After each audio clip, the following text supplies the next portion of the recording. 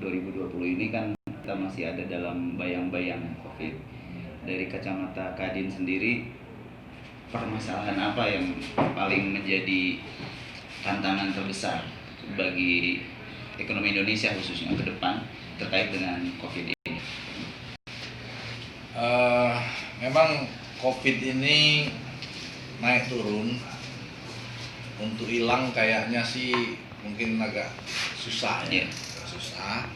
Oleh karena itu dampaknya satu kepada kesehatan, pendidikan, dan tentunya juga kepada ekonomi. Seperti kita ketahui, ekonomi di negara-negara lain banyak yang sudah minusnya parah sekali, termasuk di Singapura sendiri kan. Indonesia pun diprediksi oleh macam-macam pengamat itu ada yang jadi turun, ada yang minusnya sedikit, dan bahkan ada yang minusnya sampai mendekati 5%. Untuk itu tantangan yang harus benar-benar dilakukan adalah bagaimana menguatkan perekonomian ini melalui membangkitkan lagi semangat dan upaya-upaya kepada seluruh pengusaha, khususnya pengusaha-pengusaha UMKM, karena mereka lah yang sangat terdampak. Sementara UMKM ini menyumbang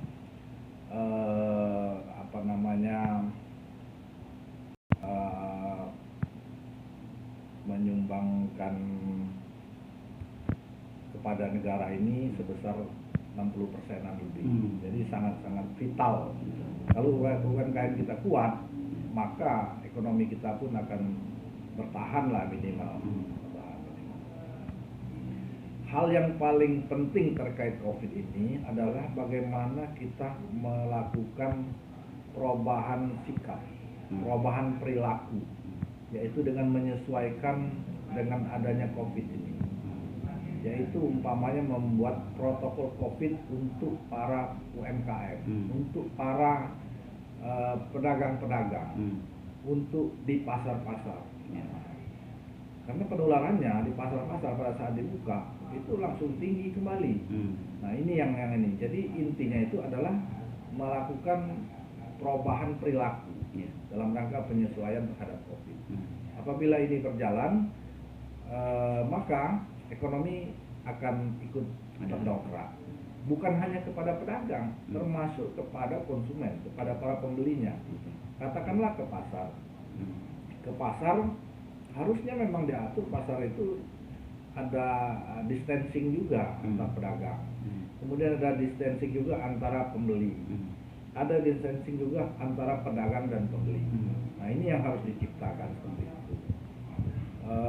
Sementara karena pemahaman dari masyarakat termasuk para pedagang ini belum sampai ke sana atau tidak mau mengakui bahwa COVID ini benar-benar ada, atau merasa tidak takut dengan COVID, hanya takut kepada Tuhan, katanya kan seperti itu. Jadi mereka menganggap tidak ada, dan kenyataannya ini terjadi bahwa penularan COVID itu sangat besar terjadi di tempat-tempat seperti itu, termasuk di sarana-sarana transportasi. Seperti di bandara juga saya lihat di shuttle bus itu tetap berdesak-desakan. Jadi walaupun di pesawatnya mereka sudah melakukan protokol COVID, pada saat mereka mau pindah terminal, naik itu, ternyata di sana juga menurut saya bisa menjadi tempat penularan daripada COVID itu. Jadi perubahan sikap mental menurut saya itu yang paling pokok dilakukan, diberikan pemahaman kepada mereka. Apakah itu dengan penyuluhan terus-menerus, apakah itu ya bila perlu dengan ada semacam shock terapi lah, adanya semacam ancaman atau hukuman kepada mereka yang tidak melakukan protokol COVID. Nah, mudah-mudahan kalau itu berjalan, maka perekonomian akan berjalan sebagaimana mestinya. Saya lihat Kadin sendiri sudah mengambil peran dengan membuat posko penanggulangan COVID sendiri. Langkah apa yang sudah dilakukan sejauh ini, Pak? Kadin kita sudah membuat posko, bahkan kita sudah membuat organisasinya, yaitu namanya Plankton, bersama melawan corona di pusat dan juga termasuk di provinsi-provinsi. Masing-masing provinsi mempunyai pusat sudah melakukan banyak hal juga, merupakan pembinaan kepada pengusaha-pengusaha, baik itu langsung ataupun tidak langsung, misalnya melalui webinar dan sebagainya, melalui bincang-bincang dan sebagainya. Juga di daerah juga demikian, sudah melakukan sumbangan-sumbangan kepada rumah sakit, kepada pedagang, kepada masyarakat berupa APD gitu kan, dan juga melakukan pembinaan kepada mereka. Itu yang dilakukan ya. Yang sudah kita lakukan. Rencananya sampai kapan nih?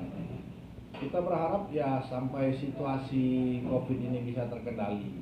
Ya, terkendali, kita sudah bisa hidup bersama-sama dengan COVID, ya nggak? Betul. Karena katanya COVID ini adalah virus.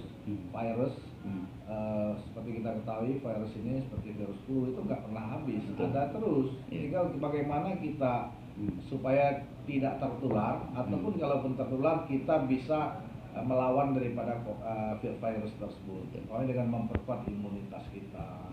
Oleh karena itu kita harus mengkonsumsi makanan-makanan yang bisa meningkatkan imunitas kita. Bagaimana kita harus selalu ceria, ya, karena katanya kalau kita tidak ceria, mudah marah atau sedih, itu justru virus paling senang masuk ke sana. Lebih mudah masuk dan lebih mudah menyerang. Dan karena imunitas kita tidak bangkit.